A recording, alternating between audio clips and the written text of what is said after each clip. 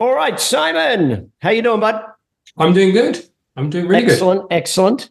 Let me go to the questions you've got first. So let's AI.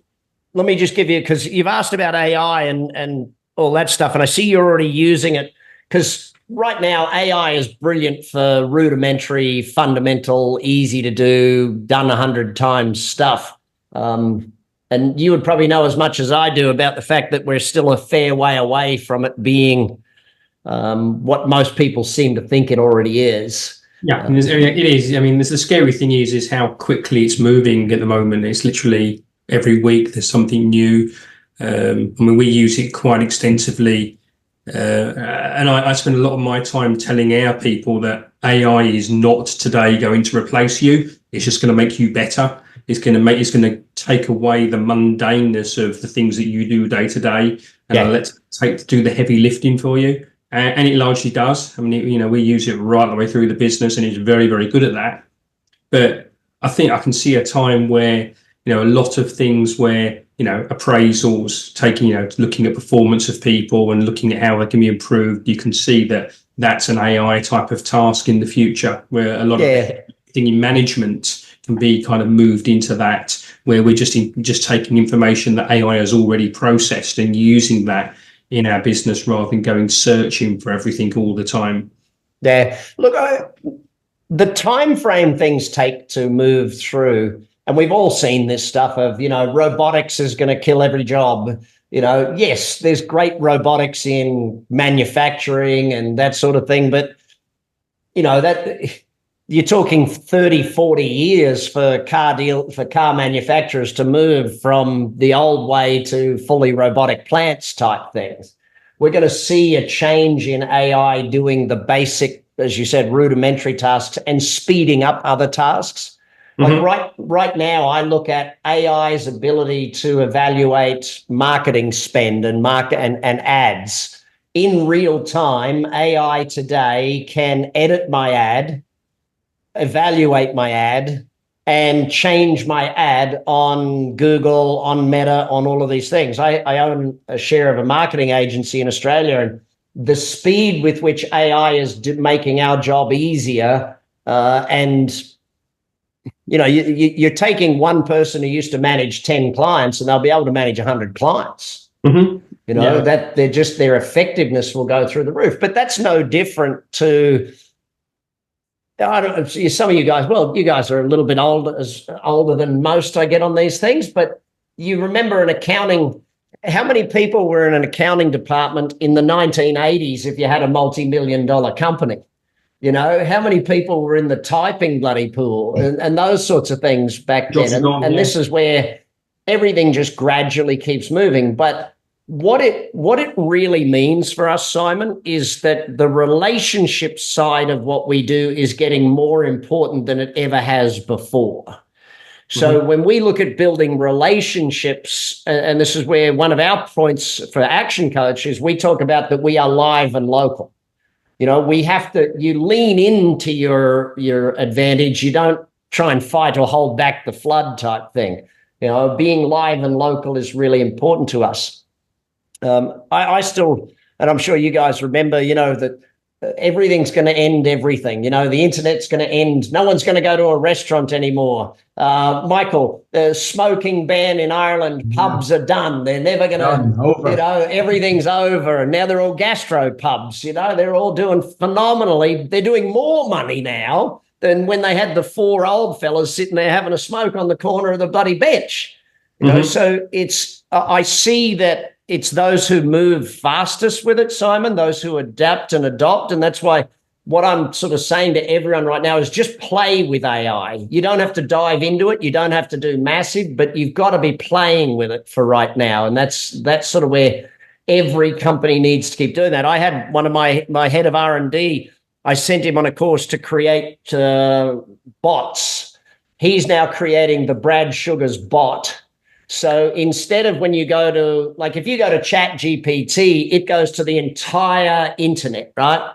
And says, okay, even if I look up a French cooking, I'm looking up the best restaurant French recipes. And I'm also looking up some idiot from middle of nowhere put a French recipe on, and it takes a conglomerate of all of that. Well, I'm narrowing it down, saying, okay, I only want people to go to the Brad bot to think the way Brad thinks. I want the answer to be my answer type thing. I want them to be asked questions from me. So that's sort of where I see us moving in the near future. Long-term, long-term future. Oh, look, I'll use one of my other companies is called Engage and Grow. It's about employee engagement. And what we see is companies using technology to get employee engagement and not seeing any difference. And we're like, I wonder why. If you can't use technology to get humans to interact with each other, engagement is human to human. So the only way you can do that is bringing humans together with other humans. You can't do it by a piece of technology. Also, most of them ask the wrong question. Most of them ask the question of, how engaged did you feel today? No, that's the wrong question. The question should be, what did you do today to engage yourself with other team members? So that sort of thing. So my gut feel after, 30 something years of doing this thing called business is that relationships will get more important. Humans managing humans will get more important. I know our 12-week management programs that our coaches run, where we teach management and then we teach leadership. We do it in companies of that way. Similar to what I mentioned to you, Michael, we do a video and then they come together and facilitate, and we install a full management system over 12 weeks in that company. And then we install a leadership system in that company. Because too often we teach leadership, but there's no framework for leadership and there's no skill set for leadership. And we're just expecting them to be better leaders, but there's no real framework to do the leadership within. So, yeah, that's sort of where I see us moving to in the future. I see it helping in marketing a ton, though, Simon. Yeah, I think marketing is. I think for me, the three areas of our business that it works really well in, things like we're a software company, our help desk, doing providing self-help, as you just mentioned. Help desks are going to be AI forever. I mean, no one can learn as much as an AI bot. Like, that bot will learn everything about your product. Anyone calls and asks, they can answer every single question perfectly, immediately, and they sound like a real human. Have you trained your bot's voice to be your voice? Not yet. Yeah. It's a lot of fun. You train it to be your voice. My video guy is using, when he records me, he doesn't like the way I stutter a little bit when I talk. So what he's done is he takes what I say, he uses AI to transcribe it, and then puts the transcription back into AI to get my voice to speak properly. There's another one called HeyGen, where it actually turns you into any language you want to be in. And that's where I see a massive advantage for customer service stuff is you can now, Simon, move into any country in any language because it will do it in that language. But there was one where we took a clip of me, and it's video, right? This isn't just audio. This is video. I've seen it. It changes my lips so that my lips and my words, it sounds like me, but I'm speaking French or German or Spanish. I'm much sexier when I speak Spanish, by the way. You should try British English. Yeah. No, I'm fine with my messed up American Australian half-assed accent. So that's sort of where we sit.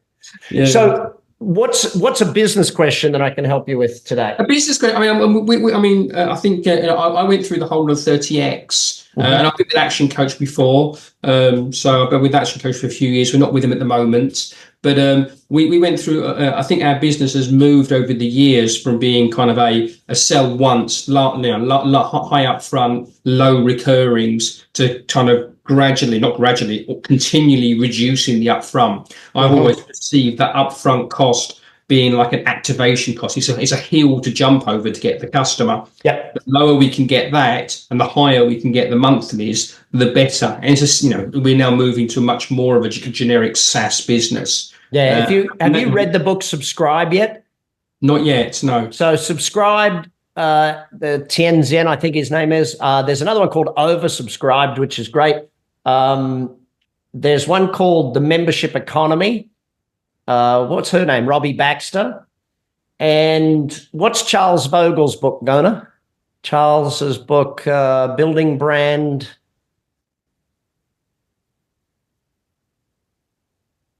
Building Brand. One of them is The Art of Community. Yeah, no, the other one, the one that's more business related. Building Brand Community, I think, is just all it's called, if I remember rightly. But with where we see going, when you're doing a SaaS type or a membership type business or a recurring revenue style business, what we see is the ones that succeed at it build a community. And if you can build a community around it, then it succeeds. So, for instance, in your space, in the SaaS space, you look at what, say, HubSpot has done with it. HubSpot's taken it, and their annual convention where everyone comes together and is a community of people using that product. The community side of it has become sort of the key factor of success of subscription or membership style businesses. Just the product alone doesn't do it, but people coming together and it saves you a lot of money too in your business because they help each other. And as they help each other implement the product, implement the software, then, hey, presto, it becomes a thing and they become buddies. And, it's almost like you can, put them together and they like it more. I'll give you an example. ActionCOACH is a franchise, right?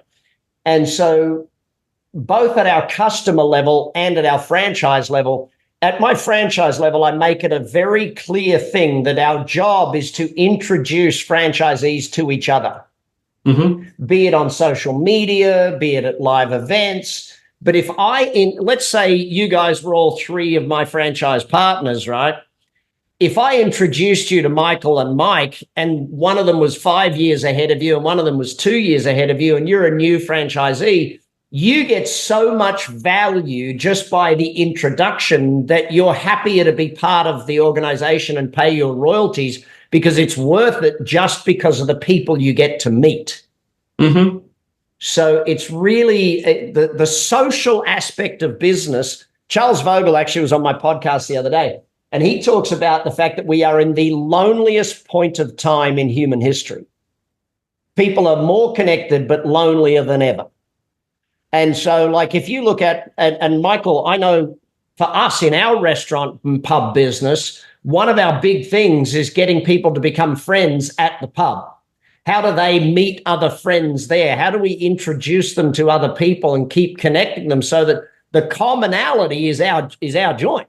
They keep coming back. Commonality, like if they're going to come watch a game, they say, oh, let's go and watch a game it's called The Spot. Let's go watch a game at The Spot. Like building community, social aspect, helping people make friends is a massive part of why they love a business. So I would very much look to how do you connect your customers? How do you make them love each other more? Therefore, love you more, I guess, is the simple way of doing that. Yeah, it's an interesting thing. It's a sort of building communities. I think the same things we're looking things where we're introducing people who sell into our space as a partner, where we can hopefully add to what they do because of what we do, or vice versa. Yep. And you should get back with your local action coach to do two things. One, I think everyone should be having a coach at all times. But the other is the coach can help you with all of your resellers. We do that a lot for any company that, and Michael, you might even be able to do this as well. We work a lot with, say, accountants or wholesalers, and we go to their retailers or their resellers and we help them grow. Therefore, so like if you put on a free event for a bunch of businesses that are your customers, you get the kudos and the action coach helps them grow. And therefore, if they're growing, they're using more of your product. So it's an interesting way to look at it. Yeah. Well, gents, congrats. I'll make sure that Gona chats with all of you and keeps you up to date with what we're doing. But if any of you are interested in the scale and sales stuff, let Gona know. I'll have a chat to you one-on-one and see if it's right for you. Because it's a big program, but it's a lot of fun to build something to scale and sell. But be well all. Look forward to chatting to you again soon. And are all of you doing the next one, the life and wealth? Are you all doing the other ones, or is business the first? And I'm going to go and find it. Yeah. Do the life one, do the wealth one. Those are the next 30 days of your life sort of things. Those I'm not sure what time frame Gona has them running on, but I'm sure that she'll help you find them. Yeah, I guess put some details on that, Gona. That would be cool.